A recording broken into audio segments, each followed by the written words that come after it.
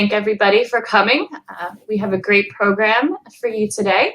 So I'm Bridget Hartnett. I am the partner in charge of the nonprofit practice at Sobel & Company, and I am here to welcome you. I know most of you are probably expecting Sally Glick, but unfortunately she is on a plane, so you get me instead.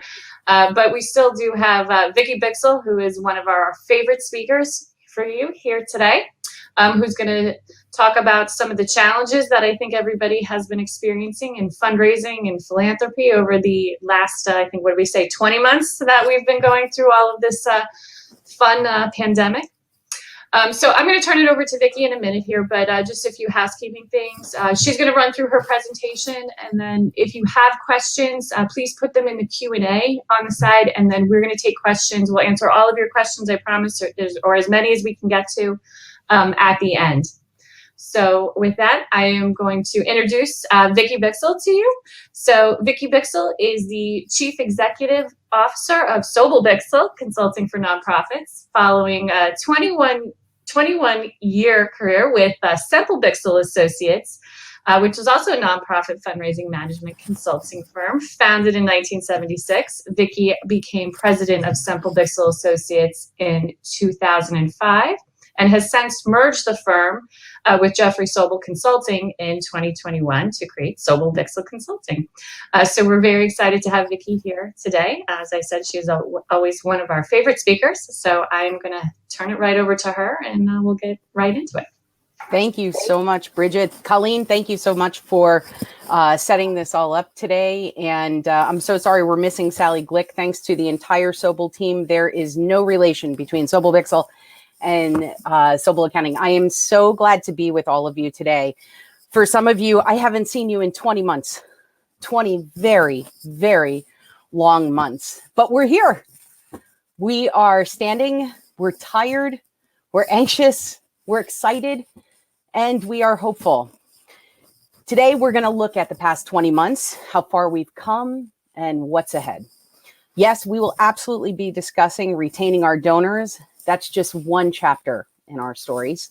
We'll examine what we've learned, how we take that forward to the end of 2021 and beyond.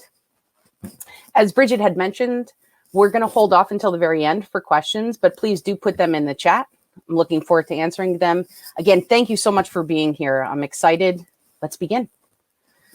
So the past 20 months, we all know what has gone on. We know that we've been through a pandemic that still continues on today. We've seen dramatic changes and shifts in our own thinking around the Black Lives Matter movement, as well as social justice issues. We went through quite an election. There have been extraordinary financial impacts. And there's also been physical and mental health impacts within our entire community, within our society as a whole. We also can plant our feet on the ground and say, this is where we are. We are now examining diversity, equity, and inclusion within our own organizations. We've had the American Rescue Plan. Build Back Better is quite the conversation in the media today. We still have physical and mental health impacts. Vaccinations are out there, and we have hope. All of this we are taking forward. And looking at what exactly does the data say when it comes to fundraising and philanthropy over the past 20 months. For those of you on the call today who are in healthcare, those of you who have been taking care of the most basic human needs, whether it's food pantries, soup kitchens, whether it's domestic violence, whether you're housing the homeless, you perhaps have seen an increase within your annual giving. We've seen, based on Blackbaud's information, we've seen that an average size of people's donation has increased as well from 737 from 617 in 2019. That's a dramatic shift. Giving Tuesday's coming. It's everyone's favorite. And we saw last year that there was a dramatic shift in giving, and that 2.5 billion was given, 25% increase. And there has been an extraordinary increase in person-to-person giving through GoFundMe, other crowdfunding sources. All of this, again, is information that we take forward with us, knowing that Americans remain incredibly and extraordinarily generous. Based on Giving USA, in 2020, almost $475 billion was given to the nonprofit community. And of that, almost 70% was individuals. Of that, 19% was foundations. And of that was 4% corporations. And we look how the breakdown plays out.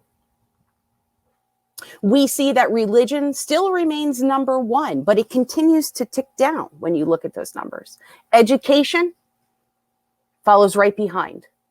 Human services, healthcare, public society benefit. I ask this question each time I present. Where are you within this giving pie? Arts and cultures took a hit.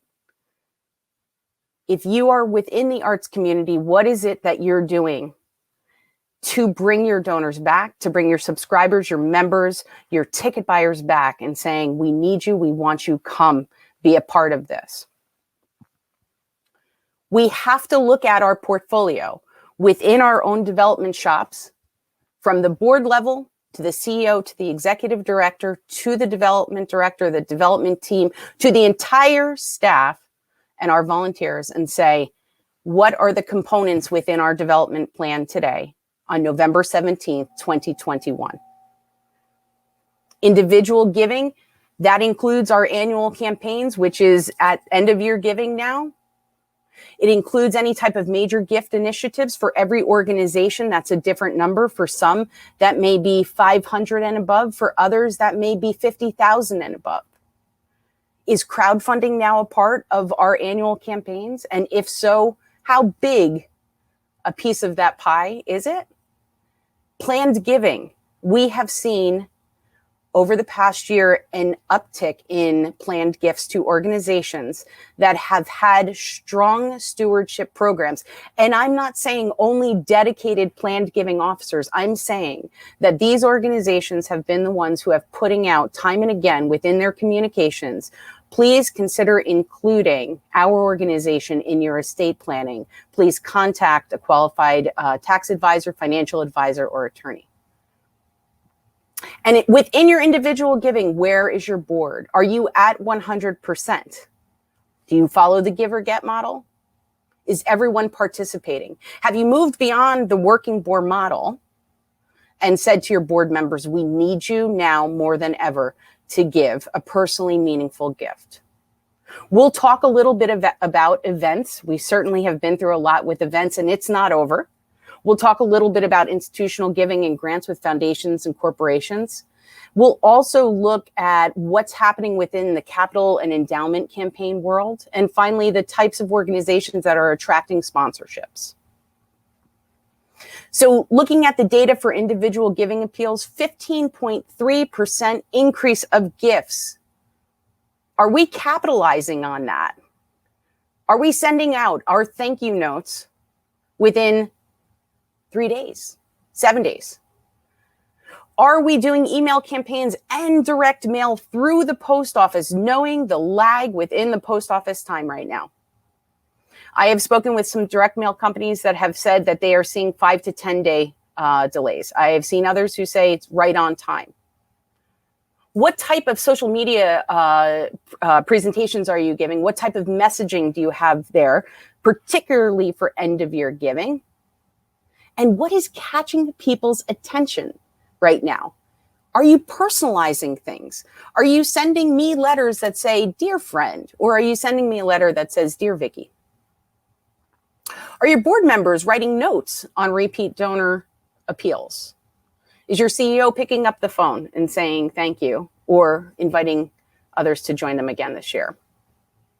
And on November 17th, 2021, I ask you the question, what are you ready for in December? Yes, end of year giving, the most wonderful time of the year. And that statistic, 30% of all annual donations come in December, is something we must all abide by, understand, and know that on the last 3 days of the end of the year, is when most people make their gift. Major gift initiatives, as I mentioned earlier, it could be for one organization 500 and for another 50,000. But we saw that 7 and 8 figure gifts were on the rise over the past 20 months. Gifts of 10 million rose by 5.3%. Let's be really honest. That is so much gratitude to Mackenzie Scott. And organizations that are successful right now and will be successful going into 22, going into 23, 24, 25 with major gift initiatives are following a very basic formula. They cultivate their donors and they steward their donors. When you think about your portfolio of donors, I ask you this question: what type of research are you doing to determine whether that $50 donor has the capacity to give 100, the capacity to give 500, the capacity to give 1,000? Because that's how you build these major gift efforts. It's not magical that someone comes out and says, today we're giving this organization 50,000. It takes time, it takes effort. And I know that these past 20 months have required a lot of you, a lot of us. But now is also the time when you look at those stock market numbers, when you look at the generation in front of us, how are you looking to see how to leverage a major gift initiative within your organization? If I have to hear one more time or receive an email that says, thank you for registering, your YouTube link is below, so that I'm sitting in front of a screen enjoying an event and not seeing anyone, it's tough. And I also congratulate each and every one of you who have done it. And for all of you who took the step to have in-person events, congratulations. Golf outings, a big boom. But also we are seeing that in-person benefits, galas are coming back. So what I would say and ask actually of all of you is, where within your giving portfolio do you have room for the hybrid model now? Understanding that there will still be people who will not want to go to your event, but somehow experience it. Mercer Street Friends down in Trenton is the food bank for Mercer County. And in June, they hosted their first in-person event outside behind the bays of the food bank. And it was a limited number of people, certainly temperature checks, masks required, hand sanitizers, etc. And also they had the YouTube link going. And they had over 200 people watching. And it worked. That is the way of events from here on in. And I would ask of you, what have you experienced yourselves as planners in terms of your own sponsorships, in terms of people saying we miss sitting at a table? How exactly do you balance all of that out? And the perpetual question around events is always, what is the return on our investment? And I'll add to that, how are you converting your event attendees, both in person and those who are on YouTube or Zoom or however you do it? How are you converting them into your habitual donors, keeping them coming back year after year, whether there's an event or not? If you look at one of the first events in New Jersey, JBWS in Morris County, they got YouTube down very quickly and very early on in the pandemic. And I'm pretty sure that there was a lot of work that went into it and a lot of scripting and re-scripting. But there are examples of people who have done it well, and we must also be forgiving when it comes to events, because there will inevitably be a tech problem. Institutional giving has been one of the big booms for us over the past 20 months. We have seen foundations step up, stand up, and increase their giving. It is towards social justice, towards trauma-informed organizations, capacity giving, operational support, community-centric giving, everything we have been asking for.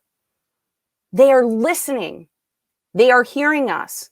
And they are standing with us and saying, how can we help? We cannot be more grateful. And I believe if you look at the largest foundations, when you look at MacArthur, when you look at Ford Foundation, et cetera, right down to the smallest family foundations, they're going to continue listening. And there is an increased awareness amongst the organization of how staffing is around diversity, equity, and inclusion. and they're asking good and solid questions. Anytime you have an opportunity to sit with a program officer or make a phone call to a foundation, now would be the time to pick up the phone and do that and ask them what they're looking for and tell them what you need and what you're looking for. They are listening. Now, on the corporate front, we have to understand there's actually been a tremendous decline, 6.1%. But there's still a lot of hope around corporate giving. It's about, just as we all know within philanthropy as a whole and fundraising as a whole, it's about connecting with the right people, with the decision makers, with those who can get you to the decision makers. And it's about the engagement of the entire corporate culture. It's about the engagement of the work of their workers. It's about bringing people closer to your own mission as volunteers. We know that volunteerism has changed dramatically and that people will not be on site, or if they are, it's very limited. But think creatively, but don't spend so much time that you've lost sight of other things. Think creatively of how you can offer some type of volunteer opportunities for those within the corporate arena, how you can engage them in all the good work you're doing with your clients, and determine ways to showcase all that your mission offers the community. Additionally, looking at special campaigns, whether it's capital, whether it's endowment, whether it's reserve, you must ask the question, is it necessary today? Is there an urgency, not crisis? Is there an urgency behind it? And is the community responsive to your plans? Is your goal attainable? If you're only raising $500,000 annually, what is the data and what is the support from the community to show that you can raise $20 million? Is the timeline realistic? The price of steel, the price of wood, yes, some of that is coming down, but construction costs increased exponentially during the pandemic, the past 20 months. So is it realistic to say to a donor, you know, we are planning on building this building and it will be done in the next 6 months according to our general contractor. And it will be done not only on time, but on budget. These are all questions to begin asking of your board, yourself, your core team, and determining how realistic it is to have a campaign at this time and what it will look like. I will tell you that the YWCA of Union County conducted an historic campaign during the height of the pandemic, and they exceeded goal. And they did it by creating urgency. Their headquarters burned down. They had no choice. Their headquarters burned down, and they made a decision to move forward. And they took a leap of faith in some way. They trusted that their community would respond, and it did. It took time, it took effort, it took some tears, and it took a lot of confidence. And the YWCA team excelled and exceeded their goal because they asked all these questions and they trusted that their community would respond. And they celebrated by having an in-person groundbreaking with masks, shovels in the ground, very limited amount of people, but all the right people were there. And today, the steel's going up, the bricks are being laid. The type of giving we're seeing today, yes, emotional, transactional, but also rage giving. The act of feverishly throwing money at a cause you believe in because you just don't know what else to do. That is going on. That has been going on. We saw that particularly beginning in 2018, and it continues today. If you look at Moms Demand Action in every town, a lot of money going into gun control. When you look at social justice, a lot of money. And those are gifts ranging from $3 to $3 million. Additionally, we look at episodic giving or disaster giving, where people are giving to organizations in response to something specific. Over the past 20 months, we've seen a lot of specific issues, particularly around the pandemic. Now, the key to rage giving or episodic giving is what to do to keep these individuals coming back, not to play on fears, not to play on anxiety, not to play on anger, but rather to further educate them about the work that you're doing around your mission, the people they as the donor are having an impact on, the lives that are being changed because of the work that you do, because of the gifts that they give. And so taking those fears, the anxiety, and moving it more towards the idea of hope allows you to continue converting those donors who are first starting at a high emotional point to sustaining themselves, knowing the good work that you're doing and they're doing. So knowing all of that, where are the opportunities as we move forward? Online giving, 20% increase. And I bet if we meet again this time next year, it'll be even higher. Online giving makes up 13% of all giving, and the average gift is over $150. People are getting points, they're getting miles, they're getting cash back, and they know they're doing good.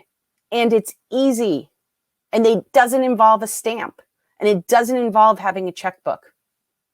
And I would ask you, when you look at your online giving platforms, what does it look like exactly on your cell phone versus your desktop? And are you captivating and engaging your donors through the website and through social media?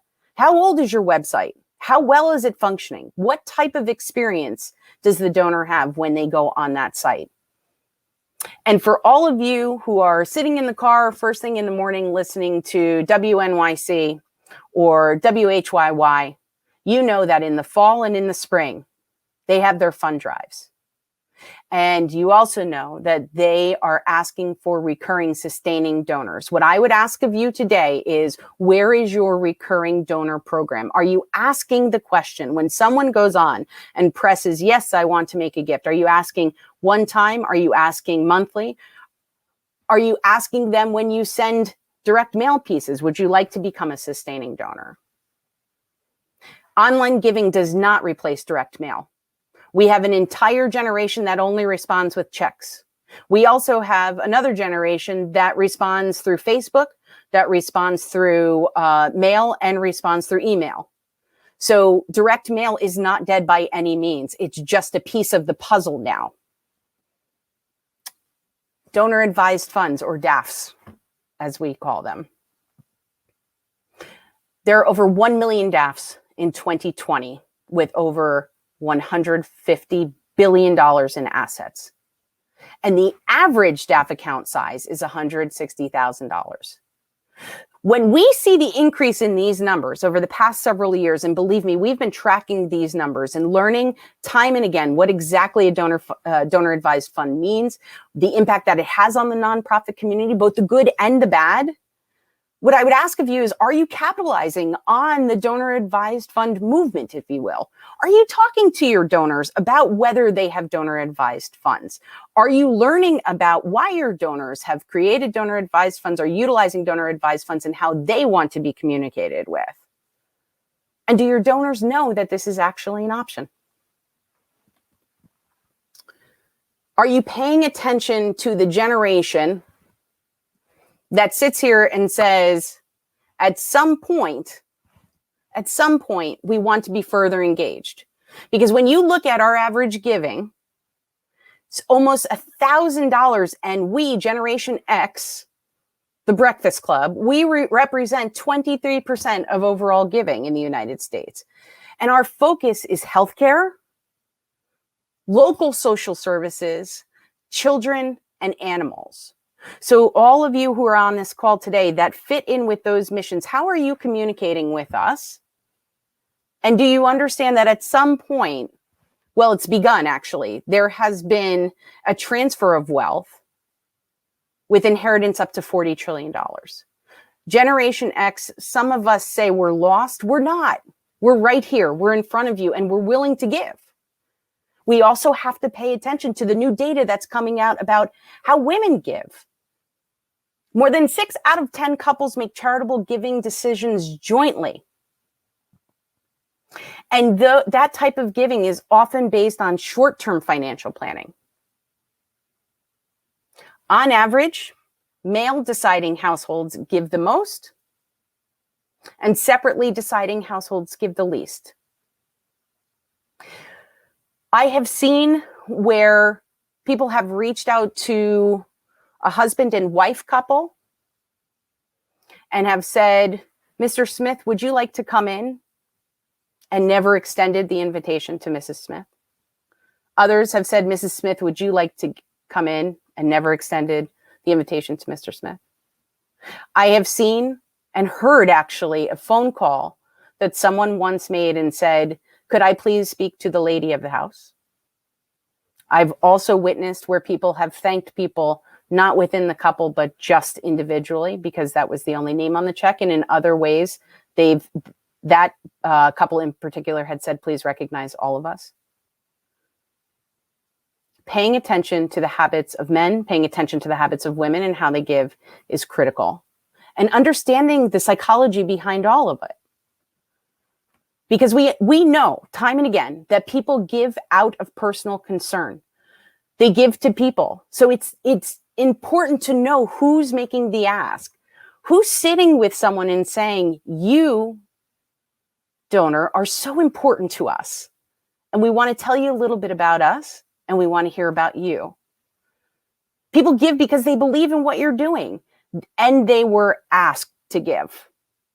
We are at a time that organizations who ask will always be ahead of the game. The organizations who are sitting back and saying, well, hopefully somebody will think of us, will always be behind.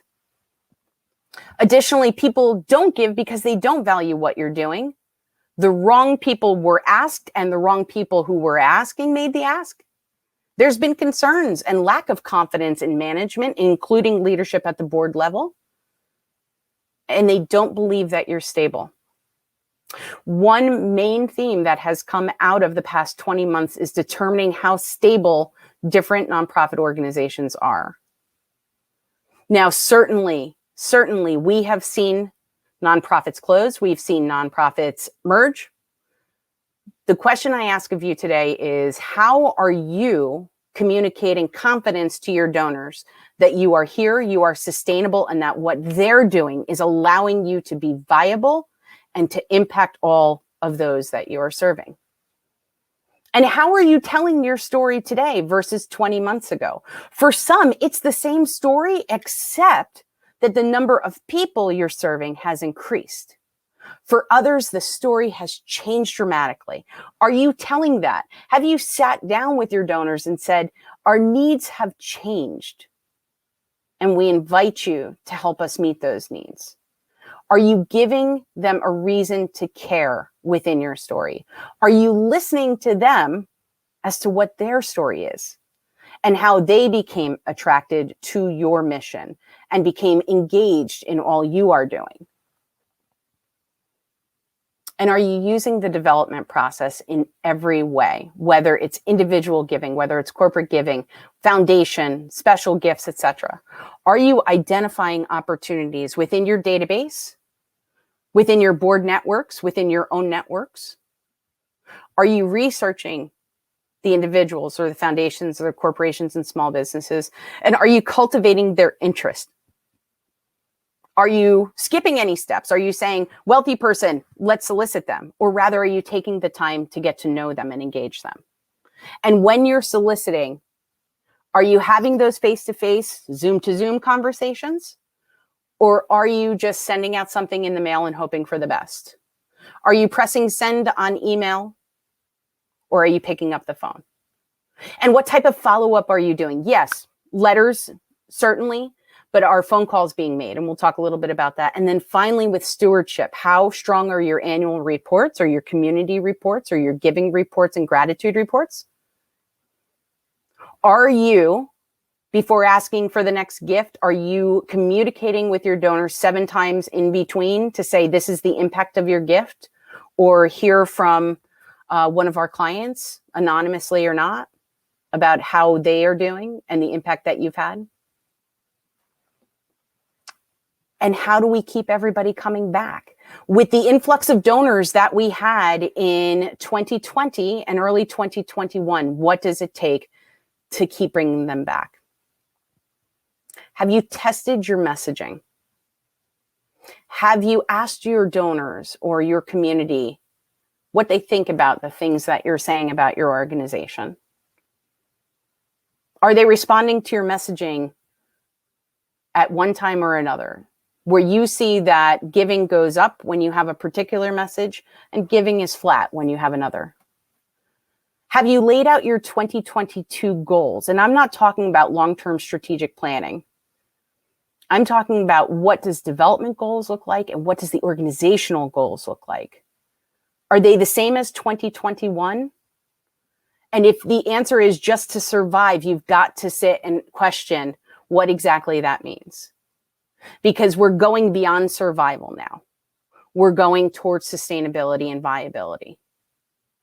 And have you shared your plans with your donors? Not asked them for money, not asked them to invest in the plans just yet, but have you shared them and asked for their feedback?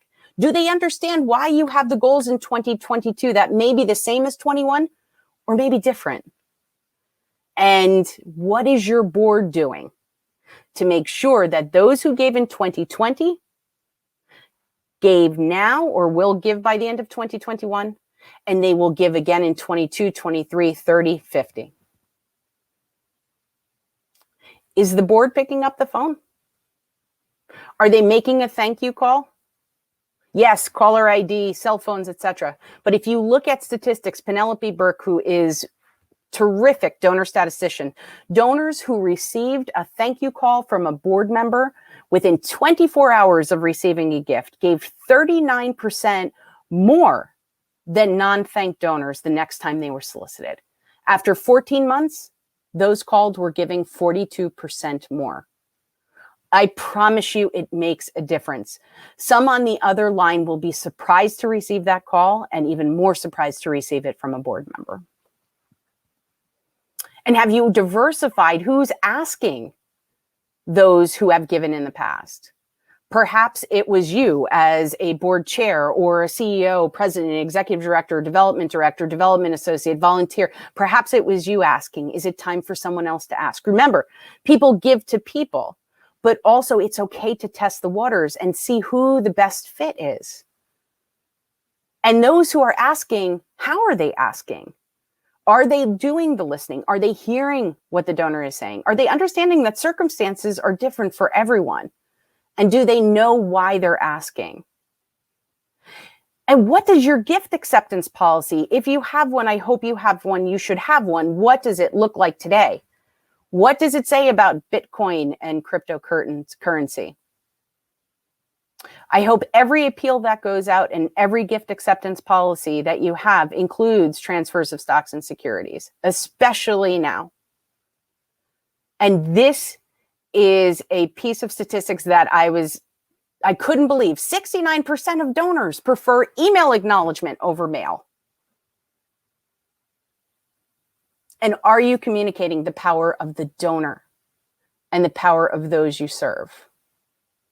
Are you writing, I really appreciate what you're doing, or are you saying the community is grateful for what you are doing? Always, always ask the question, why us as an organization? Why now, today? And why give again? And you can ask that of yourselves if you're internal. Say, why us as an organization? Why now as an organization? Why again for our organization? Or you can ask it of the donor. Why us as a recipient? Why now as a beneficiary? And why again this year? Finally, when you look at all we've learned over the past 20 months, we have to look at some truths and facts that the economy and the stock market only tell part of the story. Many times when I am sitting with an organization that we're partnering with and we're going on a solicitation, the question we ask the donor is not, would you consider giving X amount to our organization? The question is, if circumstances are right, would you consider investing in our project, our mission, our work? Every circumstance, every family, donor, individual, etc., has different circumstances. It is our responsibility within the organization to understand that and to position asking in a way that they feel comfortable with it and understand that perhaps they're going to say no this year, but as fundraisers, we often say no is a maybe. Politics, we can't hide from it. They're playing a role. They'll continue to play a role. And it is not our job to put our politics on our sleeve and talk about politics with donors, but it is important to see how philanthropy is impacted by the political landscape. The way that we communicate is continuously changing. Yes, email, digital communication, etc. But the fact is, person to person, whether it's Zoom or not, person to person, looking someone in the eye and having frank conversations and hearing their voice and seeing their body language has such an impact on the success of fundraising, but also on how well you're communicating your message and your mission. And are your future plans aligned with the reality of today? Anybody who had 3 to 5 year strategic plans on March 14th, 2020, probably threw it behind them and said, there it is. Hopefully you took it off the shelf. But today, we can look out just a little bit further and say, where do we want to be in the next 6 months, next 12 months? What are we doing well? Where do we need to improve? What do we need to enhance? Where do we need to grow? Where do we need to pull back? What's working? What's not? How are our donors responding to us? What do they like? What don't they like? Obviously, the most important things is, how are we fulfilling our mission? How are we serving our community well? And please, I beg of you, do not chase the money. If a funder comes out and says, we have a pot of money that we'd like to give to a program that never existed within your organization and you should apply, it is okay to say no if it is not within your sphere, if it's not within your plans. Perhaps it's not the right time, or perhaps it never will be. Be grateful that you were invited, and it's okay to say not today. Continuously articulate your mission, articulate your work day in and day out, and tell the stories of how powerful this mission is and the impact it has on your neighbors, on your community, on society as a whole. Remain steadfast of your own commitment to those that you serve, and don't lose sight of that commitment to yourself. This has been a ride.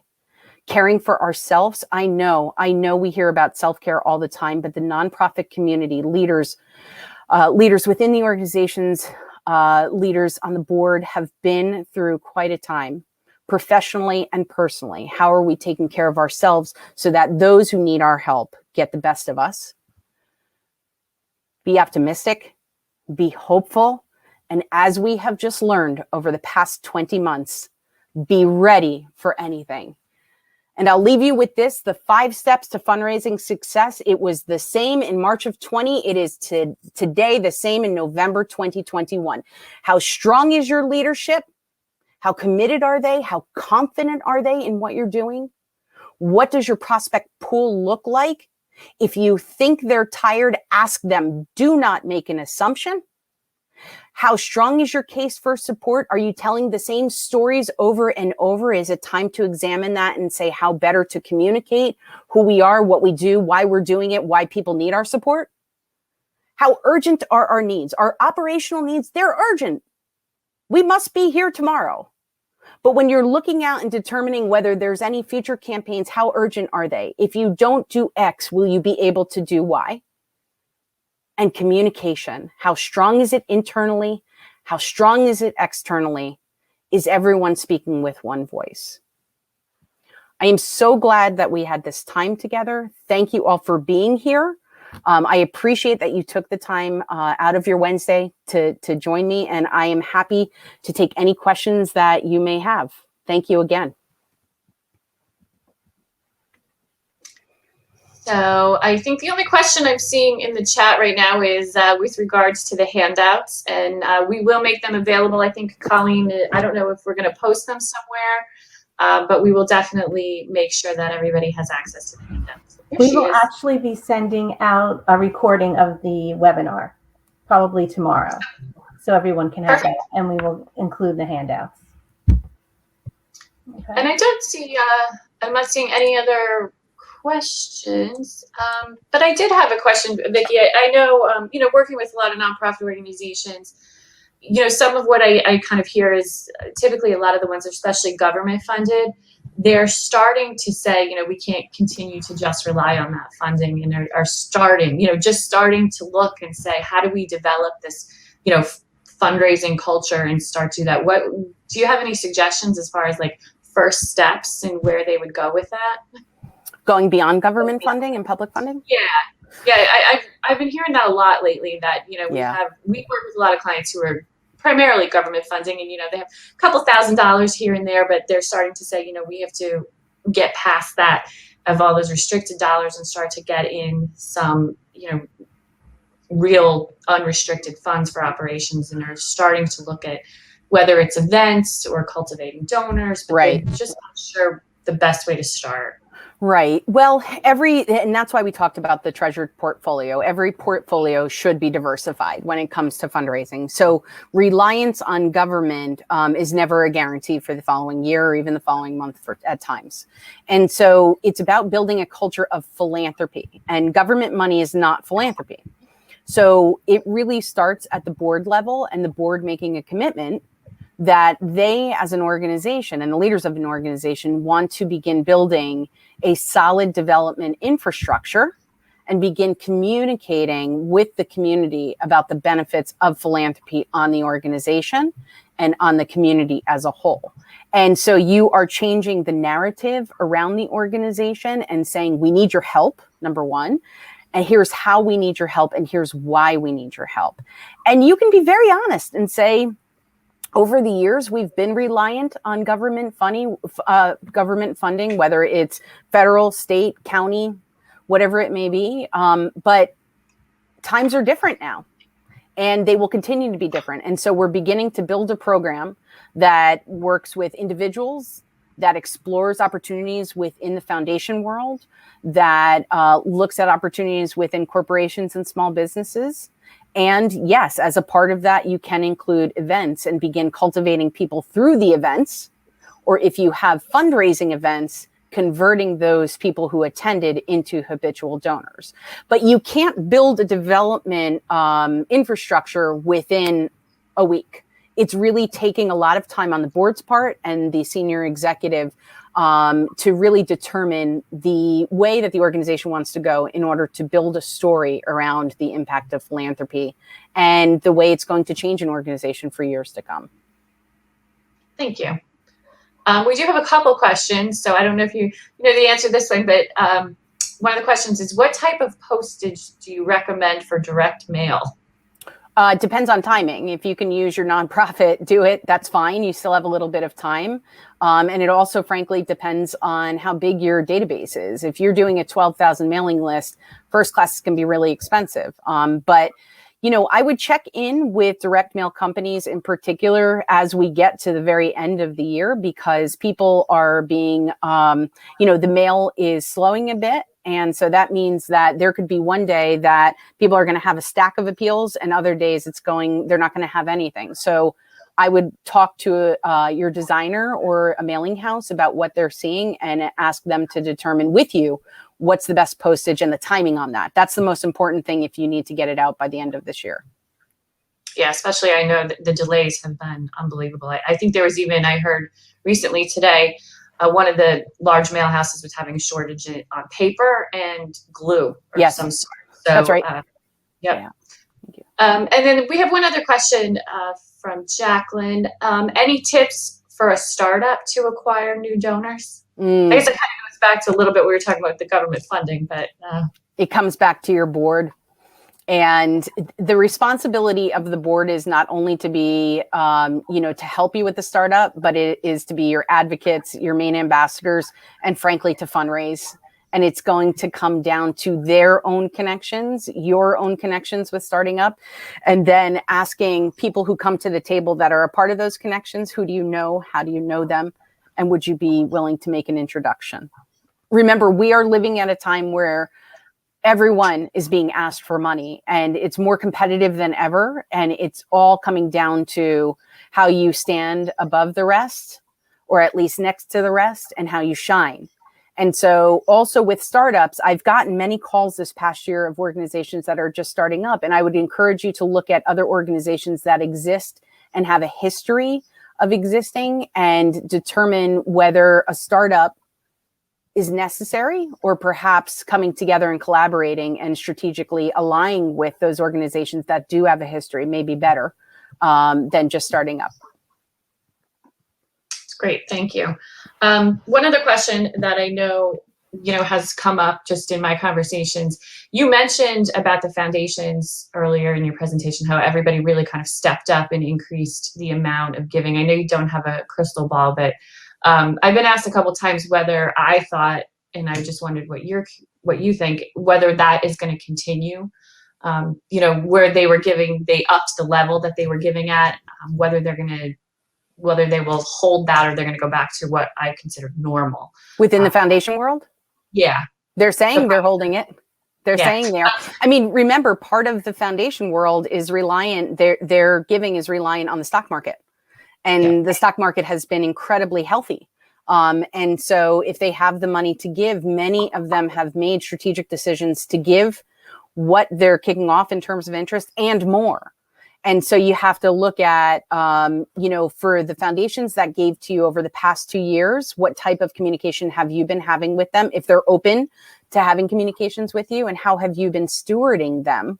So that even if even if their portfolio takes a hit, they remember you and they know how much they're needed to be to help you succeed. Great, thank you. So we have one other question. So Lisa's asking if you could talk a little bit about year-end requests to companies that might have remaining philanthropic dollars, and how, your recommendation how best to approach them. The same I would do if I was talking to an individual and hoping that they would make a year-end gift to me, is that I would reach out to if we have a contact at the company.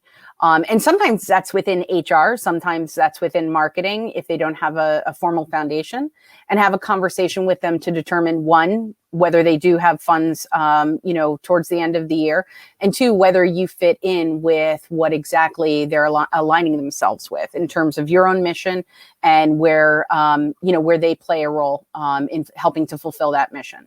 So the first thing I would say is, if you have a number, pick up the phone. If you don't have a number, send an email.